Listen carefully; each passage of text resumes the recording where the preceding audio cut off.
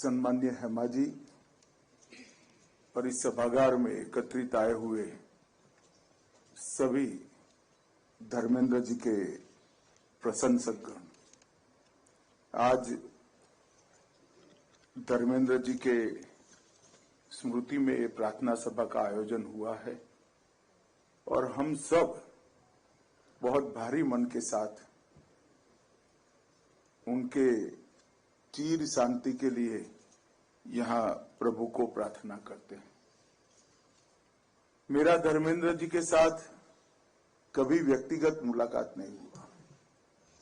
मैं पार्टी का अध्यक्ष था तब जब हेमा जी मथुरा से 14 में चुनाव लड़ रही थी, तब उनका फोन आया था कि वो एक पत्र भेज दे रहे हैं, वो पत्र मोदी जी जब प्रचार में जाए तब पढ़ लिया जाए तो उनको अच्छा लगेगा। उनका स्वास्थ्य उनको परमिट नहीं करता है कि धूल और इस प्रकार के वातावरण में वो आकर हेमा जी के लिए प्रचार करें, मगर जिस प्रकार की चिंता वो फोन पर बात कर रहे थे वो एक फॉर्मेलिटी नहीं थी। हेमा जी चुन कर आए, हेमा जी अच्छे वोट के लिए चुन कर आए, इसका कंसर्न, इसके लिए पूरी चिंता उनकी एक छोटी सी बात में मैं स्पर्श कर सकता था। मित्रों, धर्मेंद्र जी को 97 में life time achievement award film fair का मिला और 12 में पद्म भूषण भी मिला। 60 साल लंबा कैरियर, किसी भी फील्ड में अगर कोई व्यक्ति दाग के बगैर पारित करता है तो इसका मतलब है ये साफ दिल इंसान है। मैं आज यहां न गृह मंत्री के नाते आया हूं, न हेमा जी के संसद में साथी के नाते आया हूं। मैं आज यहां धर्मेंद्र जी के एक फैन के रूप में यहां पर उनको श्रद्धांजलि देने के लिए आया हूं, क्योंकि इन्होंने 60 साल में अनेक फिल्मों की, सफल फिल्मों की एक बहुत बड़ी श्रृंखला, एक इतिहास भारतीय सिने जगत को दिया है। और धर्मेंद्र जी का कैरियर तब शुरू हुआ जब सिने इंडस्ट्री में ना इतनी लग्जरी थी, ना इतना पैसा था। ग्लैमर जरूर था, परंतु लग्जरी और पैसा आज की कंपैरिजन में धर्मेंद्र जी ने जब कैरियर शुरू करा तब बहुत कम था।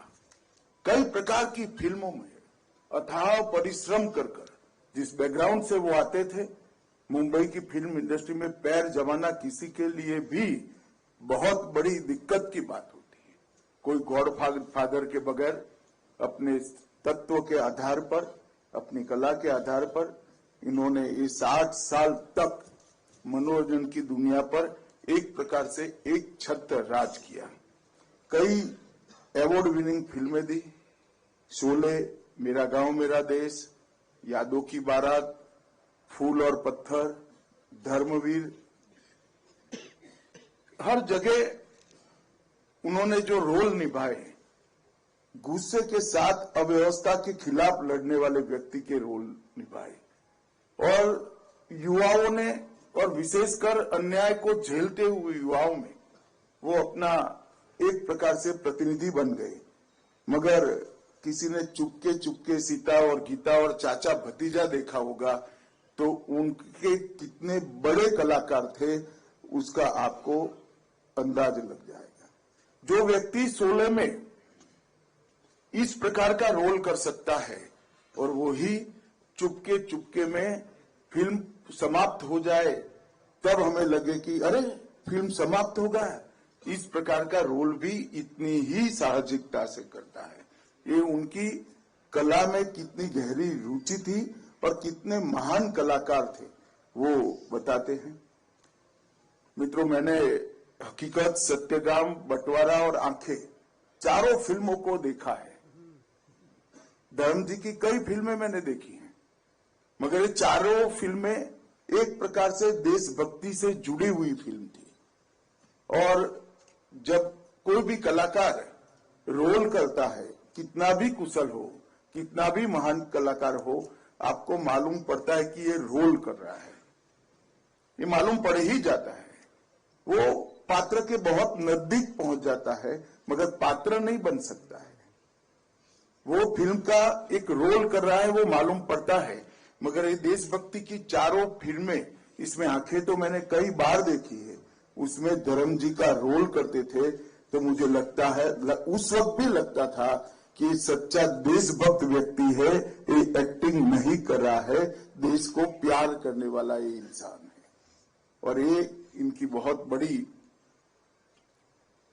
एक प्रकार से धाती थी। एक भी फिल्म में बहुत बड़ा किसान का बेटा का रोल न करने के बावजूद पूरी दुनिया को मालूम है कि धर्म जी किसान के बेटे थे और धरती को बहुत प्यार करते थे। अपने व्यवहार से, अपने वाणी से, और जो बोलते थे और करते थे, इसके बीच में कोई अंतर न होने के कारण एक सरल हृदय के अच्छे इंसान की छवि उन्होंने बनाई। धर्मेंद्र जी का जाना, 90 की आयु में भी जाना, इस देश के लिए, इस देश के सार्वजनिक जीवन के लिए और फिल्म इंडस्ट्री के लिए कभी भी पूर्ति न हो ऐसी क्षति है। और एक रिक्तता धर्मेंद्र जी के जाने से यहाँ पर खड़ी हुई है। हम और तो कुछ कर नहीं सकते, ईश्वर का जो इच्छा होता है वो ही अंतिम होता है। वास्तविकता है कि आज धर्म जी हम सबके बीच में नहीं है। मैं ईश्वर को प्रार्थना करता हूं कि महान आत्मा को, ये महान कलाकार को चीर शांति दे और इनके करोड़ों प्रशंसकों को भी सालों तक धर्मेंद्र जी की पुरानी फिल्में देखकर एक प्रकार से सांत्वना मिल पाएगी, इसका मुझे भरोसा है। हेमा जी और उनके सभी परिजनों को मैं हृदय पूर्वक सांत्वना देना चाहता हूं। आपका जो घाटा है, आपके जीवन में जो कमी बननी है, वो कोई पूरी नहीं कर सकता। मगर महान व्यक्ति जब जाता है और आप उसके परिजन होते हो, तो अपने आप आपका परिवार 4, 5, 6 लोगों का नहीं रह जाता, करोड़ों लोगों का रह जाता है। और मैं मानता हूं ये धर्मेंद्र जी की महानता ही आज करोड़ों लोगों के परिवार को, उनके परिवार के साथ भी जुड़ी हुई है।